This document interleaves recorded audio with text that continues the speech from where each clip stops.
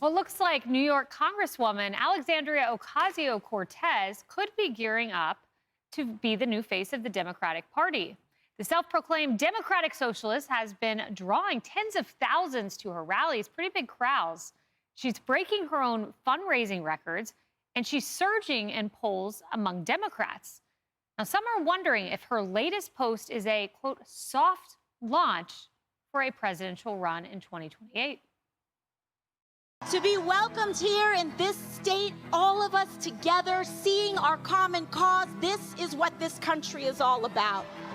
Don't let them trick us into thinking we are enemies. Don't let them trick us into thinking we can be separated into rural and urban, black and white and Latino. We are one. And from the waitress who is now speaking to you today from this podium, I can tell you, impossible is nothing. Miracles start with mustard seeds. And that is what each and every one of you represent today. Kennedy, that looks like a launch to me. And let me start with just her role in the Democratic Party. So aside from her general approvals in the population, 61%, according to YouGov, of Democrats view her favorably. This means she has the highest favorability of any Democrat who has not run for president. A Yale University survey found her at number 2 in a hypothetical matchup in a Democratic primary. So she's no one to scoff at. She's certainly someone who could potentially win a nomination. Yes, so here's what happened. The 4 years of the Biden administration created a power vacuum because you had a president who wasn't really leading. You also had an administration that didn't have very solid ideas for the Democrat Party. People felt like the party had moved away from them and was being run by old snobs. So when that power vacuum was created, they didn't come up with great ideas in order to defeat Trump and look into the future, but the socialists have been doing that the entire time. So their agenda is based on statism, making government bigger, more oppressive, but also populism. And that's where Democrats ceded the most support to the Republican Party, to President Trump, and to Vice President Vance. So AOC has put herself in the position to fill up that vacuum, and she's doing that with name recognition, social media. But Tomi Lahren made the best point. I think it was about a week ago, and I'm going to let her go off on this because it changed my mind about AOC, because I was like, well, maybe she is a big threat. She's certainly a big threat to economic freedom, but Tomi sort of laid it all out why she could face such a challenge if she's actually faced with other presidential candidates. Well, you teed Tomi up perfectly to make that case. Yeah, so my question last week, and I have the same question, is can we imagine AOC in a debate situation? And I'm not even talking about a presidential debate between a Republican candidate and AOC. I'm talking about a primary.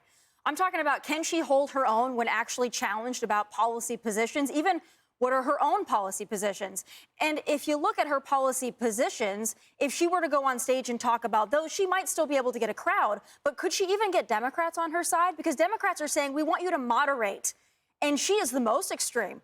The Green New Deal, universal health care, wide open borders, lawlessness, cashless bail, those are all AOC policy positions that she's never actually articulated well, by the way. You can go on stage and talk about a mustard seed, and you can talk about, we don't separate between this. That sounds great if you are a rock star or a motivational speaker. Her policy positions are not popular within her own party. I don't even think she could unseat Chuck Schumer. And I certainly don't think she could be the Democrat nominee.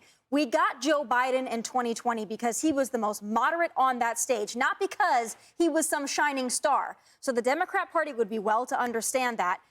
Influencer culture does not translate to a general election. You know, Trace, I think you need two things to win the presidency in this day and age. Number one, you need a brand. Trump had a brand, a hugely popular MAGA brand. Obama had a brand. AOC has a brand. She has 35 million followers. She comes across very authentic, despite the first-class seats and the private flights she's taking. But the issues are the problem. And Peter Hamby points out her net favorability, 6 points underwater, 18 points behind Bernie Sanders. Plenty of other polls show that. And in fact, favorables with the general population behind Trump, Elon Musk, and J.D. Vance. And the far left of the party is getting away from that. They're saying, listen, we don't have to worry about policy issues, right? You had Jasmine Crockett coming on yesterday saying, listen, we shouldn't have to worry about policy. It's all about the vibe. You're back to the vibe. If you look at Alexandria Ocasio-Cortez, the answer to Tommy's question is no. she couldn't win a debate. You look at her on CNN, she doesn't interview well. She's great on social media. I mean, she's really compelling. She's got a gazillion followers, and that's her niche. That's where she really excels. But you put her on live television, you put her in a debate, she's not going to do well. She has kind of worked on her delivery. You know, she's got this affectation, just like Kamala Harris does, where she speaks in front of people and she changes the tone of her voice, changes the accent of her voice. So she's trying to figure out where she's going to go. But until she figures out how to combat and be really good at debates and really good on policy, she's nothing but a social media candidate. Lydia, this is, I think, the best point I have seen made about AOC. And it was made by a progressive activist to Peter Hamby at Puck News.